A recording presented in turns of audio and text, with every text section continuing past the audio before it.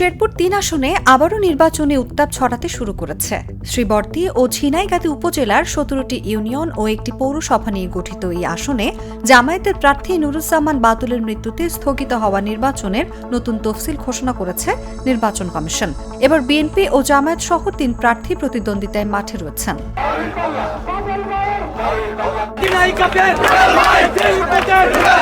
প্রচারণা শুরুর পর থেকেই প্রার্থীরা ভোটারদের মন জয় করতে দিচ্ছেন নানা প্রতিশ্রুতি। তবে ভোটারদের প্রত্যাশা স্পষ্ট, অভিজ্ঞ, সৎ ও যোগ্য নেতৃত্বই হবে তাদের পছন্দ। দীর্ঘদিনের অবহেলা ঘোচাতে কার্যকর ভূমিকা রাখতে পারবেন এমন প্রার্থীকে বেছে নিতে চান তারা। আমরা এমন একজন প্রার্থী চাই যে প্রার্থী পাহাড়ি এলাকার জনসাধারণের জন্য সুযোগ সৃষ্টি করবে, যেমন চুরি থেকে রক্ষা করবে।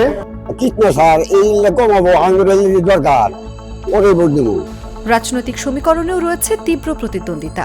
বিএনপি হারানো আসন পুনরুদ্ধারে মরিয়া, অন্যদিকে প্রয়াত প্রার্থী বাদলের জনপ্রিয়তাকে পুঁজি করে বিজয় ছিনিয়ে আনতে চায় জামায়াত। মাঠ পর্যায়ে প্রচারণা ও কৌশলে কেউ কাউকে ছাড় দিচ্ছে না। সরকার প্রাইমারি স্কুলের শিক্ষকদের বেতন দিচ্ছে, কিন্তু ছাত্র চাইতে শিক্ষক বেশি হয়ে গেছে, লজ্জাজনক। এই শিক্ষার গুণগত মান বৃদ্ধি করতে হবে, নকল প্রতিরোধ করতে হবে। দ্বিতীয়ত স্বাস্থ্যসেবা, আমাদের হসপিটাল আছে 50 শয্যা বিশিষ্ট, নামকাও আসতে, সেখানে কোনো রোগী গেলে, অসুস্থ রোগী গেলে আরো অসুস্থ হওয়ার সম্ভাবনা পরিবেশের কারণে বেশি। স্বাস্থ্যসেবা মানুষের মৌলিক অধিকারের মধ্যে অন্যতম, এটার নিশ্চিত করতে হবে। নুরুজ্জামান বাদল ভাইয়ের ইশতেহারই হচ্ছে আমাদের শ্রীবর্দী ঝিনাইগাতী ইলেকশনের নির্বাচনের ইশতেহার ইনশাআল্লাহ।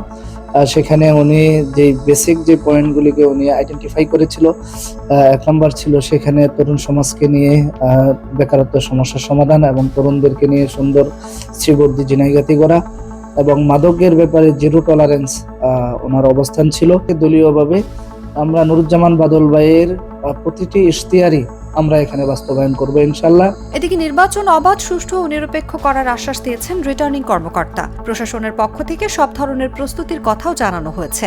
আমরা মনে করছি এই নির্বাচনটি গত 12 ফেব্রুয়ারি যে নির্বাচনটি অনুষ্ঠিত হয়েছে তারই ধারাবাহিকতা। আমরা আরো সুষ্ঠু এবং নিরপেক্ষ করার সর্বোচ্চ চেষ্টা করব, এবং মাননীয় কমিশন সেই মতেই আমাদের কাজকর্ম নির্দেশনা প্রদান করেছে। আমরা কাজ করে যাচ্ছি। আইন শৃঙ্খলা পরিবেশ এখন পর্যন্ত যথেষ্ট ভালো রয়েছে। 4,09,803 জন ভোটারের এই আসনে এখন মূল প্রশ্ন, প্রতিশ্রুতির রাজনীতি পেরিয়ে কে জিতবেন ভোটারদের আস্থা। নির্বাচনের ফলাফলই বলে দেবে শেরপুর 3-এ নতুন রাজনৈতিক সমীকরণ। নিউজ ডেস্ক, জাগো নিউজ। দুধার চকলেটে একাকার হয়ে ওঠা প্রাণ লেয়ার সম্পর্কের মিষ্টি ম্যাজিক।